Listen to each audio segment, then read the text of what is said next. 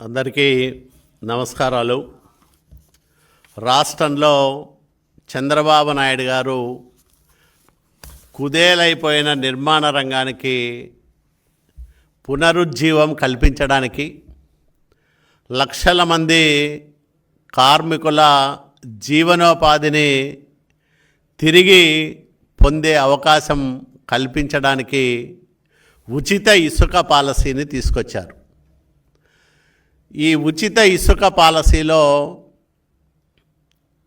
ఎక్కడైతే ప్రభుత్వం గుర్తించిందో ఆ స్టాక్ యార్డుల్లో ఉన్న ఇసుకంతా కూడా అవసరమైన వాళ్ళు ఉచితంగా తీసుకునే అవకాశం, వెసులుబాటు ప్రభుత్వం కల్పించింది.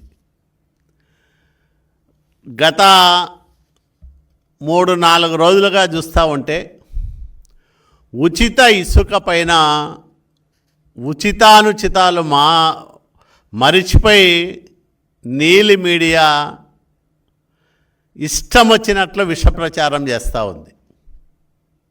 మేమేదో ధరల పట్టికలు పెట్టామని, ఇసుకను ఉచితమని చెప్పి డబ్బులు వసూలు చేస్తూ ఉండమనే దుష్ప్రచారాన్ని సామాజిక మాధ్యమాల్లోనూ నీలి మీడియా ద్వారాను వైసీపీ ప్రజల్లోకి తీసిపోయే ప్రయత్నం చేస్తూ ఉంది. నేను ఒకటే అడుగుతా ఉన్నా, మీరు చేయలేని పనిని చంద్రబాబు నాయుడు గారు చేశారు. మీరు నేరుగా సహజ వనరులైన ఇసుకను విచ్చలవిడిగా దోపిడీ చేయడంతో పాటు ప్రభుత్వానికి టన్నుకు 375 రూపాయలు వసూలు చేశారు. ఆ రోజు మరి 475 రూపాయలు టన్ను ఇసుక అధికారికంగా పెట్టి దాంట్లో 375 రూపాయలు ప్రభుత్వానికి వచ్చే విధంగా మీరు ఆ రోజు ధరలు నిర్ణయించి అనధికారికంగా అంతకు 2 ధరలతో మీరు విక్రయించిన మాట వాస్తవమా కాదా? సమాధానం చెప్పమని నేను వైసీపీ నాయకులను అడుగుతూ ఉన్నా. అట్లాగే మీరు ఈరోజు రండి, ఎక్కడికైనా మీరు ఒక ట్రాక్టర్ తీసుకొని వచ్చి ఉచితంగా లోడ్ చేసుకొని పోండి, ఎవరు మిమ్మల్ని అభ్యంతర పెట్టరు. లేదా ఎడ్ల బండుల్లో ఎవరికి అవసరమున్నా వాళ్ళు తీసిపోమని ప్రభుత్వమే స్వయంగా ముఖ్యమంత్రి చంద్రబాబు నాయుడు గారే ప్రకటించారు. ఇంతకంటే స్పష్టత ఏం కావాలని నేను అడుగుతూ ఉన్నా. ప్రభుత్వం చాలా స్పష్టమైన విధానంతో అక్కడ కేవలం లోడింగు, రవాణా ఛార్జీలను మాత్రమే వసూలు చేస్తూ ప్రజలకు ఉచితంగా ఇసుకను అందజేస్తూ ఉంటే వైసీపీ నాయకులకు ఎందుకు కడుపు మంట అని నేను అడుగుతూ ఉన్నా. ఒక మంచి విధానం వచ్చినప్పుడు, లక్షల మంది ప్రజలకు మేలు జరుగుతూ ఉన్నప్పుడు మీరెందుకు కడుపు మంటతో రగిలిపోతూ ఉన్నారు? ఇది నిన్నటి రసీదు. 20 మెట్రిక్ టన్నులకు 4,000 రూపాయలు.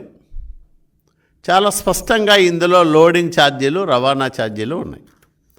దీని మీద ఎందుకు విషం కక్కుతూ ఉంది వైసీపీ?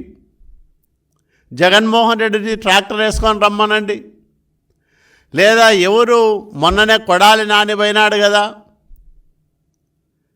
మరి ఎందుకు విమర్శ చేయలే? అంటే అక్కడ లభిస్తున్న ఉచిత ఇసుక లక్షల మందికి ఉపాధి కల్పిస్తూ ఉంటే,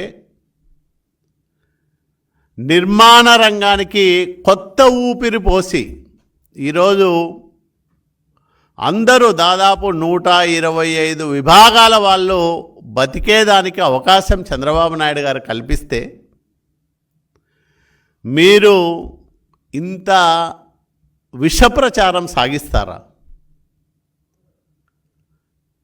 ప్రభుత్వం ఏర్పడి నెల దాటింది.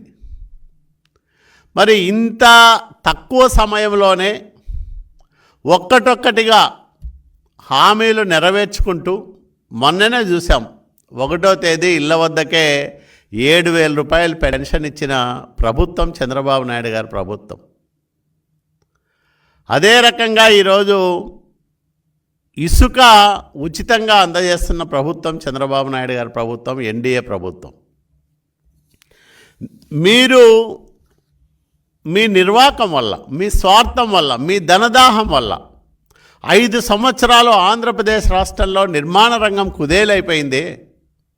వ్యవసాయం తర్వాత అతి ఎక్కువ మందికి ఉపాధి కల్పించే నిర్మాణ రంగాన్ని మీ నిర్లక్ష్యం కారణంగా, మీ స్వార్థం కారణంగా ఎంత ఇబ్బందులు పాలు చేశారో కల్లారా చూసాము, అనుభవించాం. 50 లక్షల మంది భవన నిర్మాణ కార్మికులు, వివిధ విభాగాల్లో పనిచేస్తున్న కార్మికులు విపరీతమైన ఆర్థిక సంక్షోభంలో కూరుకుపోయిన మాట వాస్తవం కాదా?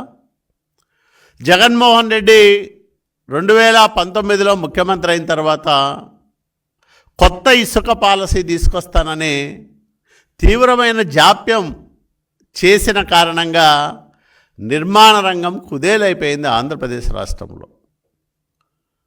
లక్షల మంది ఉపాధి అవకాశాలు కోల్పోయి రోడ్ల మీదకి వచ్చారు, అన్నమో రామచంద్ర అంటూ. తర్వాత కరోనా వచ్చింది. కనీసం కరోనా సమయంలో కూడా కనికరం లేకోకుండా నిర్మాణ రంగాన్ని పూర్తిగా నిర్వీర్యం చేసింది అప్పటి వైసీపీ ప్రభుత్వం. మరి ఈరోజు తెలుగుదేశం ప్రభుత్వం వచ్చింది. ఇది ప్రజల ప్రభుత్వం, ప్రజలు తిరుగులేని తీర్పుతో ఎన్నుకున్న ప్రభుత్వం. నీకు కనీసం ప్రతిపక్ష హోదా కూడా ఇవ్వలేదంటే ప్రజలు ఎంత కసిగా జగన్మోహన్ రెడ్డిని ఓడించారో అర్థం కావడం లేదా వైసీపీ నాయకులారా మీకు? జగన్మోహన్ రెడ్డి దుష్పరిపాలన వల్ల, దుర్నీతి వల్ల, స్వార్థం వల్ల, నియంతృత్వ పోకడల వల్ల వ్యవస్థలను భ్రష్టు పట్టించి రాజ్యాంగ ధర్మాలను విస్మరించి మీరు సాగించిన రాక్షస పరిపాలన వల్ల అన్ని వర్గాల ప్రజలు బాధితులుగా మారి ఈ రాష్ట్రం నుంచి వైసీపీని తరిమి కొట్టడానికి తిరుగులేని తీర్పు చెప్పారే. ఇంకా మీకు సిగ్గు లేదా? ఇంకా మీకు బుద్ధి రాలేదా? మీ నీలి బుద్ధి, మీ వక్రబుద్ధి, మీ ఏహ్య బుద్ధి, మీ లేహ్య బుద్ధి ఇంకా మారకపోతే మిమ్మల్ని ఆ దేవుడు కూడా బాగు చేయలేడు. వైసీపీ నాయకులారా, ఉచిత ఇసుక ఒక పవిత్రమైన కార్యక్రమం, లక్షల మందికి మేలు చేసే కార్యక్రమం. అట్లాంటి కార్యక్రమం పైన బురద జల్లుతారా? విష ప్రచారం చేస్తారా? పని కట్టుకొని దుమ్మెత్తిపోస్తారా? బుద్ధుందా మీకు అసలు? ఇప్పటికైనా మానుకోండి, మారండి, ప్రజల తరఫున మాట్లాడడం నేర్చుకోండి. అంతేగాని సోషల్ మీడియాలో పేటీఎం బ్యాచ్ ఉంది, లేదా మా పత్రిక ఉంది, మా ఛానల్ ఉంది, మేము ఇష్టం వచ్చినట్లు ఒక అసత్యాన్ని పదే పదే ప్రజలకు తెలియజెప్పడం ద్వారా సత్యమని నమ్మించే మా ప్రయత్నం ఫలిస్తుందనే భ్రమలో ఉన్నారు మీరు. మీది ఒట్టి భ్రమ. ఖచ్చితంగా వాస్తవాలు ప్రజలు గమనించారు కాబట్టి, గ్రహించారు కాబట్టి మీ దుష్టపాలనను దునుమాడి మళ్ళీ ప్రజాప్రభుత్వాన్ని చంద్రబాబు నాయుడు గారి నాయకత్వంలో ఒక అద్భుతమైన పరిపాలన చూసే అవకాశాన్ని తెచ్చుకున్నారు ఆంధ్రప్రదేశ్ రాష్ట్ర ప్రజలు. కాబట్టి ఇప్పటికైనా మారండి. ప్రభుత్వం చేసే మంచి కార్యక్రమాలకు సహకరించకపోయినా కనీసం ప్రేక్షక పాత్రతోనైనా సరిపెట్టుకోండి తప్ప నిజాలను మరుగుపరచాలను, సత్యాన్ని సమాధి చేయాలను మీరు ప్రయత్నం చేస్తే ఆ సత్యమే మిమ్మల్ని, మీ పార్టీని దహించి వేస్తుంది. ఖచ్చితంగా ఆంధ్రప్రదేశ్ రాష్ట్రంలో వైసీపీ అనేది ఒక గత చరిత్రగా మిగిలిపోతుంది తప్ప వర్తమానంలో ఆ పార్టీ కానీ, ఆ పార్టీ కార్యక్రమాలు కానీ, ఆ పార్టీ నాయకుల కార్యకలాపాలు కానీ ఉండే అవకాశమే లేదు. భవిష్యత్తే లేని పార్టీ వైసీపీ. కాబట్టి వైసీపీ నాయకులారా, ఇప్పటికైనా నిజాలు మాట్లాడడం నేర్చుకోండి. ప్రభుత్వం పైన విషం చిమ్మడం మానండి.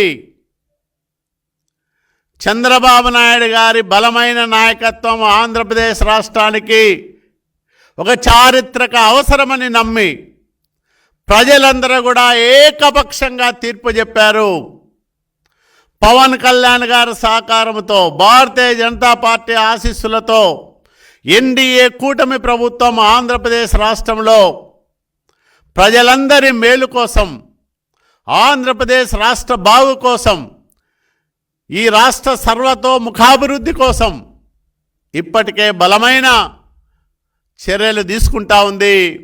ఇంకా భవిష్యత్తులో మరిన్ని అద్భుతాలు జరగబోతూ ఉన్నాయి. ఖచ్చితంగా ఆంధ్రప్రదేశ్ రాష్ట్ర నుదిటి రాతను మార్చే శక్తి, యుక్తి చంద్రబాబు నాయుడు గారికి ఉంది అని మరొకసారి వైసీపీ నాయకులకు హెచ్చరిక చేస్తూ, ప్రజానీకం కోసం, ఆంధ్ర ప్రజల బాగు కోసం, ఆంధ్రప్రదేశ్ భవిష్యత్తు కోసం ఎన్డీఏ ప్రభుత్వం తీసుకునే ప్రతి నిర్ణయాన్ని స్వాగతించండి, బలపరచమని ఆంధ్రప్రదేశ్ రాష్ట్ర ప్రజానీకానికి నేను వినమ్రంగా విజ్ఞప్తి చేస్తూ ఉన్నా.